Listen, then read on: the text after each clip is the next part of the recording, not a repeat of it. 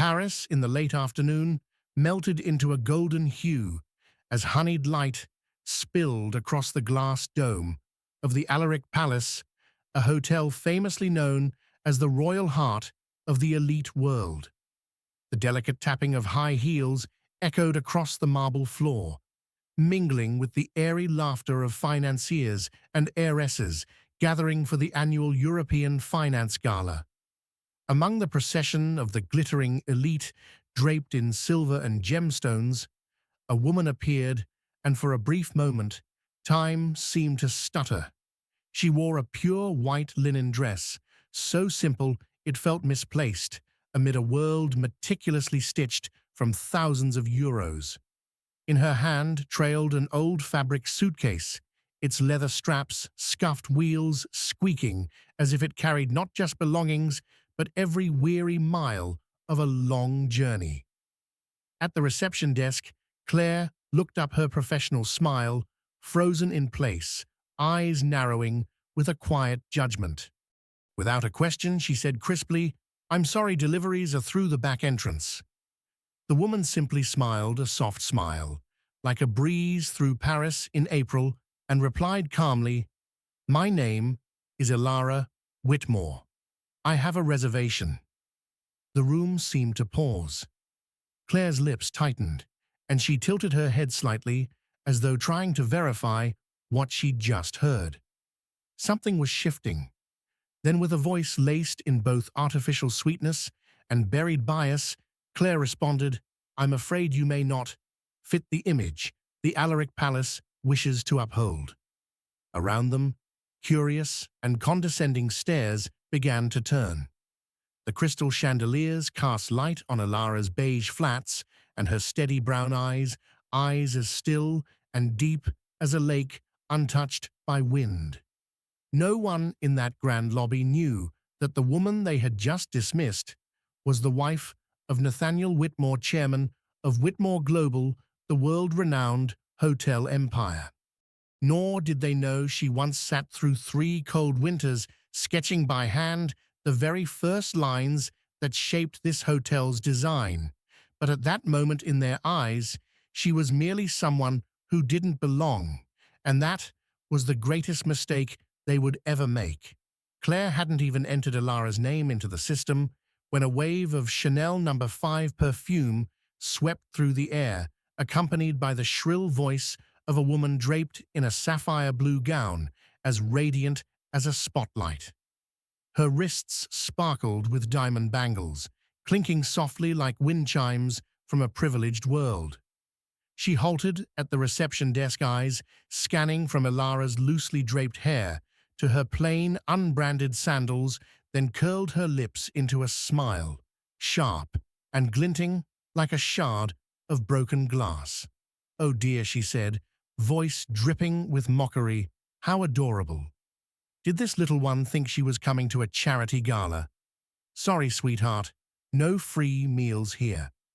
Her voice was loud enough for 3 nearby women to catch, and so the laughter began soft at first, then sharpening like tiny arrows, pricking skin. A man in a charcoal tuxedo, holding a glass of Dom Perignon, leaned over to whisper to his friend, "You think she's here to sell that suitcase? It's got vintage charm, I guess." Elara said nothing. Her hand still rested on the suitcase handle, but her knuckles had turned white from gripping too tightly.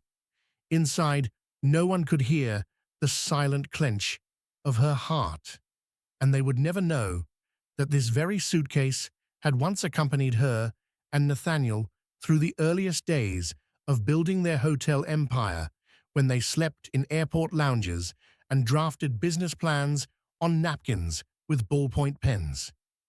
The hotel lobby had become a theater now, and Elara the unwilling lead in a tragicomedy. A young woman in a fiery red evening gown walked by, mock-whispering to her date just loud enough, "She looks like the janitor from the 3rd floor." Her boyfriend laughed, eyes lingering on the suitcase like it was a design flaw in a flawless room. Elara inhaled slowly. Her gaze did not drop, did not tremble. She calmly unzipped the fabric bag, pulled out her phone, opened the booking email, and placed it on the front desk. "Here is my confirmation," she said, voice steady and soft like a spring drizzle. Claire glanced down. The email was indeed real, but instead of reviewing it, she slid the phone back with a subtle push, her red-painted nail tapping against the screen with a dry, dismissive click. "Perhaps it's a system error," she said coolly. "Either way, tonight is an international gala, and the hotel must maintain its image. You don't quite fit." The words "don't quite fit" fell into the lobby like a stone into still water. Heads turned, judgmental eyes locked in. Yet Alara didn't step back. Her feet held firm. Her voice rose, not loud, not confrontational, but so clear and composed it silenced the room. "I don't quite fit." Then she lifted her chin, locking eyes with Claire, not in anger, but with the stillness of someone far too accustomed to being underestimated. And from that stillness, something began to crack, faint, almost invisible, but just enough to signal that the real storm was yet to come. The atmosphere in the hotel lobby thickened, as if the very air had stopped moving, drawn entirely toward the one woman who, in their eyes, didn't belong, at least not here. Claire tilted her head with deliberate poise, curling her lips in a polished smirk before turning to her colleague beside her, as if Alara had just delivered an absurd joke. She gave a soft chuckle, but her eyes betrayed no humor, only the cold sharpness of disdain, like a bloodless cut. Behind Claire, Todd, the slick-haired young man, gave Alara a quick glance, then shook his head with a smug grin.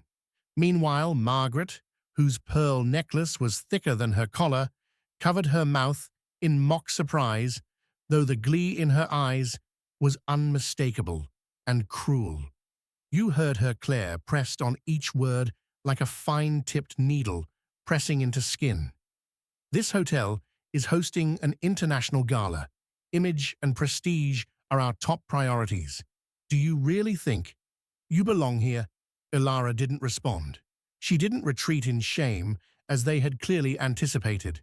Instead, she pulled her suitcase closer, straightened her posture, and simply said, "I'm here to check in, and I'm not going anywhere." Her voice wasn't loud or harsh, but it carried a strange gravity, like a knock on the door in the dead of night, not forceful, but impossible to ignore. The sneering laughter began to fade. Whispered insults turned to stolen glances. No one expected this, a woman dressed in plain clothes, with no visible signs of power or prestige, standing tall and unwavering under a room full of sharpened gazes. Just then, a bellboy, barely past 20, his youthful face still soft, stepped forward. He hesitated briefly, then bowed his head and asked softly, "I'm sorry, could I see your confirmation email again? I can check the secondary system." Alara gave a gentle nod. The young man quickly began typing on his tablet fingers, slightly trembling, fully aware that every eye in the room was watching. A minute passed, then his face froze. He looked up and spoke, voice low but clear enough to be heard. "There is indeed a reservation under Alara Whitmore. Confirmed for tonight." Silence rippled across the room like a tremor. Claire snatched the tablet from his hands, skimmed the screen, and pressed the power button with a flick. Her face paled, but her tone remained rigid.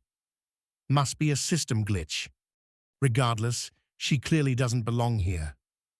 Alara didn't flinch. Instead, she looked at the young bellboy, the only one in the room who had chosen to stand on the side of truth. A quiet nod. No words needed, but the gratitude in her eyes said everything, a silent moment so pure it almost hurt to witness.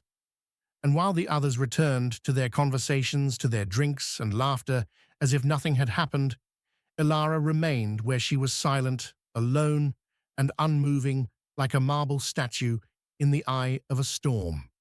Not because she was fragile, but because she knew a reckoning was near. And this time, it wouldn't come from her, but from someone they would soon regret ever underestimating.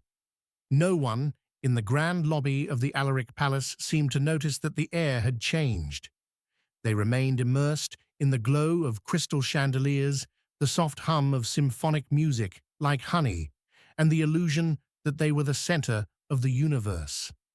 Within that elite crowd, the whispers grew sharper, as if humiliating a stranger had become an elegant pastime. A trio of women, each dressed in evening gowns, bearing the names of couture houses, glided toward Ilara. Their eyes sparkled like crystal, but behind that glitter lay something venomous. The woman in front, draped in a sea-foam green Ely Saab gown, leaned in with a mock-concerned tilt of the head and a voice sweetly sharpened. "Is that the only suitcase you brought? I mean, is that your entire wardrobe?" The question landed like a lit match and was quickly followed by a round of high-pitched laughter from her companions.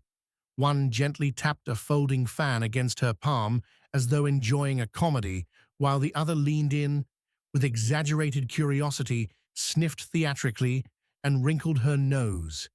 "Interesting scent. Is that laundry detergent?" Still, Ilara said nothing. She looked at them one by one with eyes devoid of rage or injury. Only silence. A silence colder than any insult. But that very silence began to distort the rhythm of their mockery, because no one enjoys shouting into a void, and no one feels powerful when faced with someone utterly unshaken. Seeing this, Claire, eager to reclaim her stage, began typing loudly theatrically, then shook her head with exaggerated regret. "I've tried again, and still, no reservation under your name." She turned to the gathering crowd, her voice rising, seeking approval. "And even if there were, she clearly doesn't belong here. Just look around you." The lobby seemed to respond on cue. A woman wearing a diamond choker laughed aloud. "Does she think this is a train station?" A man in a velvet tuxedo smirked. "I'd bet anything she thinks a presidential suite here costs the same as an economy flight." The crowd erupted, not because the jokes were funny, but because laughter in a crowd feels safe. And amid the chaos, Ilara still stood unmoved, like the calm center of a spiraling storm. Slowly, she placed her phone on the reception desk once more, reopening the confirmation email. Her voice rose low, measured, and deliberate, each word striking the marble air like a chisel. "Please check again. My name is Ilara Whitmore." Claire made to dismiss her once more, but this time Ilara's eyes had changed. They no longer held quiet patience. They burned not with anger, but with the clarity of truth pressed close to the surface. The truth that would soon erupt, and when it did not, a single person in that room would be able to lift their head again. Before Claire could utter another word, a man in a crisp white suit stepped out from the executive office. His polished leather shoes struck the marble floor with a rhythm like hammers falling in a space pulled tight with tension. He wasn't staff, not the kind that answered phones or fetched keys. His eyes held the smug composure of a man who orchestrated everything, and the crowd parted instinctively. The name on his badge read Maurice Reynolds, Regional Director Europe, the Alaric Palace. He didn't look at Ilara first. Instead, he turned to Claire, his voice as casual as if discussing dinner plans. "What's with the commotion in the lobby?" Claire immediately adjusted her smile. "This guest doesn't have a reservation, or at least she's not in the system." And as you can see, she tilted her head, eyes gliding toward Ilara. "She doesn't reflect the image expected at tonight's gala." Reynolds finally turned to Ilara. His gaze scanned her unapologetically, assessing from her unbranded flats and loose hair to the worn suitcase and bare face. Arms crossed, head slightly tilted, he delivered his verdict with a cold tone, familiar to anyone ever turned away from luxury. Miss, we reserve the right to deny service to anyone who does not align with the aesthetics and brand experience we uphold. Then, with a nod so polite it stung, he raised a hand toward the grand entrance, every syllable dripping with condescension. Please exit through the main doors. Let's not make this more uncomfortable than it needs to be. A ripple of muted laughter broke out in the crowd. Someone whispered, "She should be grateful they're letting her out. The front, not the service alley." A woman in a lavender gown, clutching a crystal-studded bag, stormed forward as if emboldened. "I paid tens of thousands of euros to be here, and I'm expected to share the lobby with someone like this." Her voice pierced the air, eyes searing into Alara. The crowd began to buzz. A few lifted their phones, recording quietly, muttering, "She's going to go viral. Bet it'll be a scandal." And yet Alara stood her ground, unmoving. Her cheeks didn't flush, her hands didn't shake, only her eyes grew brighter, as if every insult had been gasoline poured into a fire that now glowed from deep within. Then, for the first time, she spoke clearly, firmly, each word landing like chess pieces, sealing a checkmate. "You're rejecting me because I don't dress the way you expect." Reynolds hesitated. The entire lobby held its breath for half a second, not out of respect, but sheer confusion. No one was ever questioned like that. Not here. His jaw tightened. He tried to regain control. "I'm enforcing brand policy. This hotel has standards." Ilara nodded slowly, as if engraving every word, gesture, and glance that had been thrown at her into memory. She repeated slower this time, "A standard." Those two words landed in the room like a slap without a hand. And as every eye remained fixed on the woman who had arrived with nothing more than a suitcase and a name, no one inside knew that outside those walls the wheels of fate had already begun to turn. And in just a few minutes, a single name would appear, one that would leave no face in that room brave enough to look up again. The ancient wall clock of the Alaric Palace had just struck the 6th chime since Ilara first stepped into the lobby. The air inside was thick, not with perfume, but with contemptuous glances, aristocratic laughter, and prejudices masked beneath the phrase "brand standards." Everyone assumed the act was over, that Ilara, with her old suitcase, unnamed dress, and bare face, would quietly disappear, like the hundreds of invisible souls pushed out these very doors before her. But outside, the wheels of a black Rolls-Royce had come to a complete stop in front of the entrance. A cold gust of wind slipped through the automatic doors, bringing with it a faint rumble of thunder, not from the sky, but from destiny knocking. The doors opened. The entire lobby held its breath. A man walked in, tall, composed, dressed in a perfectly tailored black suit, a golden tie pin engraved with the letter W. Each step echoed on the marble like a ceremonial gong in a mountain temple, saying nothing yet, commanding every gaze in the room. Wine glasses were lowered. The string quartet in the corner faltered their violins, slipping half a beat. Claire's lips parted, her face drained of color. Reynolds turned instinctively, and when his eyes met the man's, his entire frame stiffened. There was no need for an introduction, no name tag required.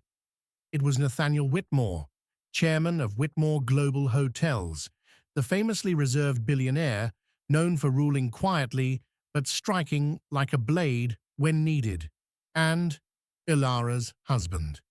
He stopped at the very center of the lobby, looked around. Then his voice rang out, not loud, but clear as a bronze bell. in a cathedral who refused service to my wife. The silence cracked like shattered glass. A shockwave hit the room. Claire nearly dropped her notepad, her hands trembling so violently that her nails dug into her palms. Reynolds stood frozen, his once confident expression now ghostly pale. Those who had mocked Elara, the woman in diamonds, the man in velvet, the girl in the red dress, now stared at the floor as if the very air had turned into a blade, slicing through their conscience. Nathaniel walked straight to Elara, stood before her. No one knew what he would do. But he didn't need to do much. He simply reached down and took hold of the handle of her old suitcase, his expression softening slightly as he touched her hand, which trembled ever so faintly. Then he turned to face Claire and Reynolds. His voice, still calm, like an underground spring, had now turned glacial cold as the alpine wind. Effective immediately, all front desk personnel and management here are suspended. An internal investigation into guest relations and service culture begins now. Reynolds stammered. "Mr. Whitmore, this may just be a misunderstanding," but Nathaniel cut him off, eyes steady and unblinking. "There is no misunderstanding when someone is turned away for not fitting your idea of elegance." The silence that followed was so thick you could hear someone else's heartbeat inside your chest. A glass slipped from someone's hand, crystal shattered across marble, right as the Whitmore logo above the hotel's entrance caught the last light of sunset, casting it onto the floor like a divine reminder. She built this place, and you cast her out. Elara still said nothing, but when Nathaniel extended his hand, she placed hers in his, not because she needed saving, but because it was time. Time to walk back into the place no one ever had the right to keep her from.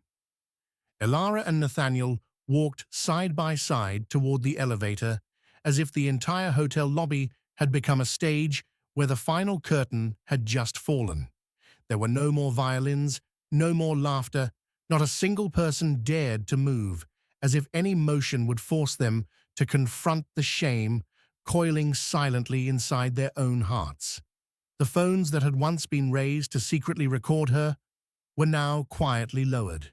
The expensive shoes that had once stepped toward her with disdain now wished only to retreat, to hide from the reflection in the mirror they could no longer avoid. As the elevator doors slid shut, a series of internal emails flickered open behind the scenes. The name, Elara Whitmore, appeared across the hotel's executive database like a crimson ink stain on white parchment. Co-founder, Whitmore Global. Design lead, the Alaric Palace. Some staff dropped their heads onto their desks in stunned silence. A waiter, who had once served her years ago in Venice, whispered to his colleague, "She signed off on my first contract." I'll never forget her handwriting. In a quiet corner of the lobby, a young housekeeping girl peeked through the service door, eyes red with emotion. She clutched her friend's hand and whispered, "She once told me, no one is born belonging to luxury, but everyone deserves to be treated with respect." Back in the gala hall, those who had once basked in arrogance began to feel cold. Claire, her face drained of color, fumbled for her phone only to find the message, "Your work email account has been deactivated." Reynolds, his face now the shade of claret, staining his collar, turned away, only to be met by a dozen stares, not of disdain, but dread.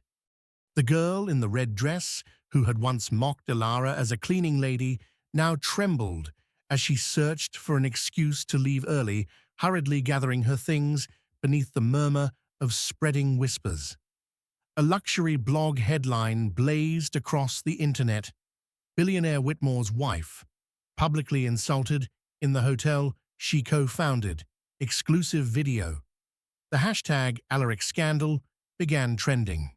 Social media erupted, identifying every face that had appeared in the video, and above all, the laughter. The lines, "She looks like she came to apply for housekeeping, and that suitcase must be full of old clothes to sell," were now being shared thousands of times each, echoing with collective outrage. And yet amid all the chaos, Ilara posted nothing. She gave no interviews, no press statements, no retaliation. She simply vanished from the spotlight as if she had never needed it. And that was what terrified them most, because true power doesn't need to shout its name. It speaks through kindness, through silence, and through the unshakable presence of someone who knows exactly who they are. And when she walks away, every laugh behind her becomes nothing more than the cold wind at her back. By the next morning, the Alaric Palace was no longer itself. The grand lobby, once shimmering with the sheen of vanity, echoing with snide laughter and hollow praise, now lay under a hush as solemn as a funeral. New faces had replaced Claire and Reynolds, younger, quieter, and more reverent with every guest, no matter what they wore. The name Ilara Whitmore rippled through every corridor from the bar to the laundry rooms, not out of fear, but respect. On the highest floor, the doors of the presidential suite stood slightly ajar, letting in the golden blush of morning light. Ilara sat by the wide window, a steaming cup of coffee cradled in her hands, eyes calm, as they watched Paris awaken. No one in the lobby saw her that day. No selfies, no live streams. She wasn't seeking attention, she never had. Beside her chair lay the same weathered suitcase, faded, scratched, but clean and quietly dignified. It hadn't been replaced with Louis Vuitton or Hermès. It didn't need to be. It wasn't something she had to hide. It was something she carried to remember where she came from.